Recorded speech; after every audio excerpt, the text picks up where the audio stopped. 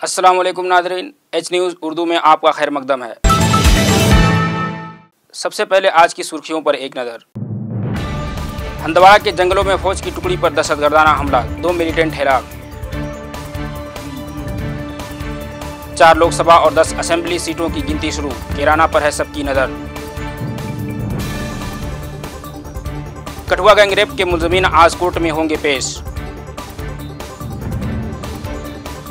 भाई की साली से नहीं हुई शादी तो मरने के लिए बॉर्डर पार कर गया पाकिस्तानी। हियरिंग टेस्ट के तई आगाही फैलाने में मसरूफ ब्रेटली। अब खबरें तफसील से। शिमाली कश्मीर के कुपवाड़ा जिला के हंदवाड़ा इलाका के काजियाबाद जंगल में मिलिटेंटों और फौज के जवानों के दरमियान हुए इनकाउंटर में 2 मिलिटेंट मारे गए। सिक्योरिटी फोर्सेज ने पूरे जंगल का घेराव किया हुआ है और सर्च ऑपरेशन जारी है। ज़राए के मुताबिक अभी और मिलिटेंटों के जंगल में छिपे होने की खबर है। बताया जाता है कि जुमेरात को गश्त कर रही फौज की टुकड़ी पर मिलिटेंटों ने हमला कर दिया। दोनों जानिब से चली फायरिंग में 2 मिलिटेंटों के मारे जाने की खबर है। सिक्योरिटी फोर्सेज ने पूरे जंगल का घेराव किया हुआ है और सर्च ऑपरेशन जारी है। उत्तर प्रदेश, महाराष्ट्र और नागालैंड की 4 लोकसभा सीटों पर और 10 असेंबली सीटों पर हुए ज़िमनी इंतखाबात के लिए वोटों की गिनती शुरू हो गई है। इन तमाम सीटों पर पीर के रोज़ वोटिंग हुई थी। जिन असेंबली सीटों पर इंतखाबात हुए उसमें सियासी तौर पर हसास मानी जाने वाली उत्तर प्रदेश की कैराना सीट शामिल है। हम बता दें कि शुरुआती रुझानों में कैराना से RLD की तबस्सुम तो नूरपुर से सपा के नईमुल हसन लीड बनाए हुए हैं। वहीं महाराष्ट्र के पुलूस से कांग्रेस उम्मीदवार बिला मुकाबला फतहयाब हो चुके हैं और कर्नाटक के RR नगर से कांग्रेस उम्मीदवार आगे चल रहे हैं, जबकि पालघर से BJP और गोंडिया से NCP के उम्मीदवार आगे चल रहे हैं। दोपहर तक सारे नताइज के आने का इम्कान है। दुनिया भर में आज का दिन यानी 31 मई को वर्ल्ड नो टबैको डे के तौर पर मनाया जाता है, जिसका मकसद लोगों को तंबाकूनोशी के मुज़िर असरात से आगाही फराहम करते हुए सिगरेट पीने वालों की तादाद में रोज़ बरोज़ होने वाले इजाफे को कम करना है। वाज़ेह है कि इस दिन के पेश नज़र दुनिया भर के ममालिक में तंबाकूनोशी के मुज़िर असरात से आगाही फराहम करने के लिए खुसूसी प्रोग्राम, सेमिनार वगैरह का एहतमाम किया जाता है। हिंदुस्तान में अब मर्दों के साथ साथ ख्वातीन में भी तंबाकूनोशी का रुझान बढ़ रहा है। रोज़ बरोज़ नए नए मामले पेश आ रहे हैं। एक रिपोर्ट के मुताबिक पूरी दुनिया में करोड़ों लोग तंबाकूनोशी की वजह से लुक़्मा अजल बन जाते हैं। पूरे मुल्क को झकझोर देने वाले कठुआ गैंगरेप मामला के मुलजमीन को सुप्रीम कोर्ट की हिदायत के मुताबिक आज पठानकोट कोर्ट में पेश किया जाएगा। ज़राए के मुताबिक पुलिस टीम और कठुआ जिला जज के स्टाफ इस केस से मुतालिक तमाम दस्तावेज को पठानकोट में पेश करेंगे और सभी दस्तावेजात को उर्दू से अंग्रेजी में तर्जमा कराने के लिए इजाज़त तलब करेंगे। हम आपको बता दें कि मामले की नौयत और मुतासिरा खानदान की दरखास्त पर अदालत उज़्मा ने यह केस पठानकोट मुंतकिल किया है और यह हिदायत दिया है कि मामले की सुनवाई बगैर किसी रुकावट के होनी चाहिए। रुकते हैं एक छोटे से वक्फे के लिए, हम जल्द मिलेंगे।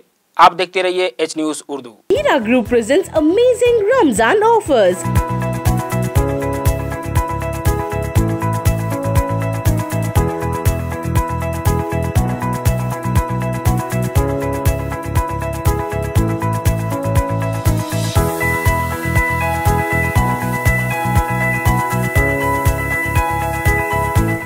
₹100 off for 1 gram gold.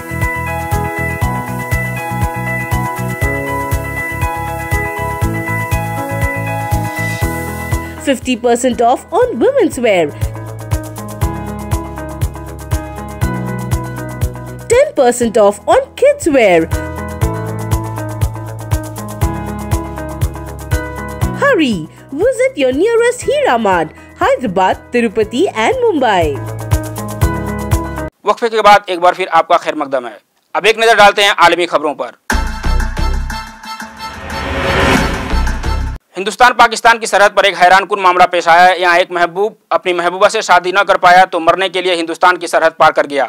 ताहम BSF के जवानों ने उसे पकड़ लिया है। बता दें कि नौजवान की शनाख्त मोहम्मद आसिफ 32 साल के तौर पर हुई है। खबर के मुताबिक वह अपने भाई की साली से मोहब्बत करता था और शादी करना चाहता था, लेकिन घर वाले इस रिश्ता के खिलाफ थे। ऐसे में उसने अपनी जान देने की सोची। आसिफ सरहद पार करके हिंदुस्तान आ गया ताकि BSF की गोली से उसकी मौत हो जाए। हालांकि BSF की 118 बटालियन ने पीर को उसे मोबाको चौकी के पास पकड़ा, बाद में उसे ममदूद पुलिस के हवाले कर दिया। तारीख में पहली बार बांग्लादेश हुकूमत अपने 33 शहरियों को वापस लेने को रजामंद हो गई है, जिन्हें आसाम में गैर मुल्की ट्रिब्यूनल ने दरअंदाज करार दिया था। एक सीनियर पुलिस अफसर ने बुध को यह इत्तला दी। एडिशनल पुलिस डायरेक्टर भट्टाचार्य ने कहा कि बांग्लादेश के मुआविन आला कमिश्नर हाल ही में हिरासत मरकज गए थे और उन्होंने वहां गैर मुल्की करार दिए गए 33 लोगों को अपने मुल्क का शहरी तस्लीम किया। भट्टाचार्य के मुताबिक मुख्तलिफ गैर मुल्की ट्रिब्यूनल के जरिए बांग्लादेश के गैर कानूनी मुसाफिर करार दिए जाने के बाद इन 33 लोगों को हिरासत में रखा गया था। उन्होंने अपने शहरियों को बांग्लादेश के जरिए वापस लेने के फैसले की तारीफ की और कहा कि यह भाईचारा है, क्योंकि दोनों पड़ोसी ममालिक के दरमियान कोई ऐसा मुआहदा नहीं हुआ है। अब खबरें खेल से।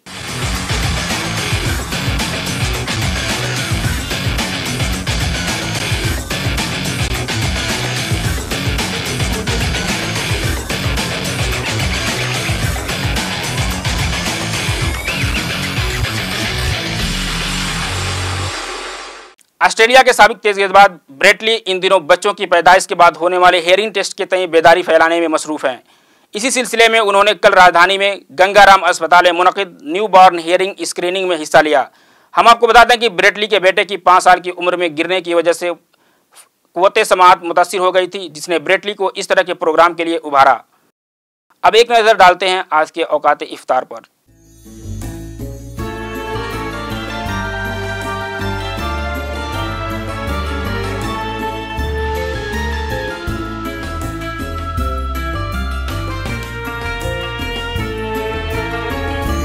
खबरों का सिलसिला खत्म होता है। अपने मेज़बान मोहम्मद हसनैन को दीजिए इजाज़त। अल्लाह हाफिज़।